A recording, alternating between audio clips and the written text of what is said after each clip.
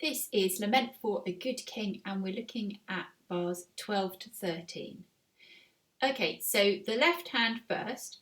So we just have one chord in bar 12 and then nothing in bar 13.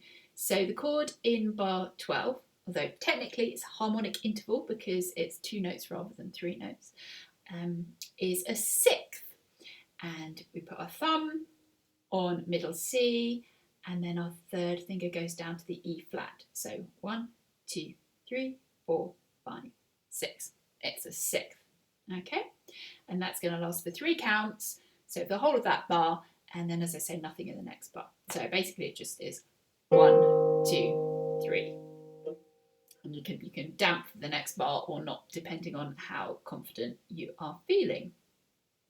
Okay, so the right hand, the first 2 beats of bar 12 are silent, but obviously you'll have the left hand playing.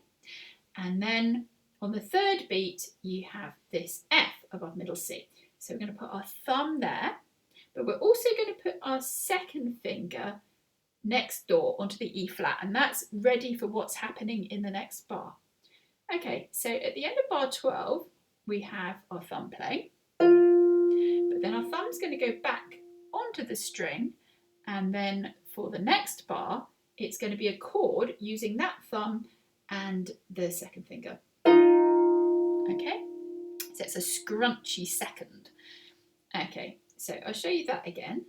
So as I say, first 2 beats will be silent, and this will come in on beat 3. So if we count it, it's 1, 2, 3, 1, 2, 3. I'll show you again. 1, 2, 3, 1, 2, 3. So if we put the left hand in as well, we're going to get 1, 2, 3, 1, 2, 3. I'll show you one more time.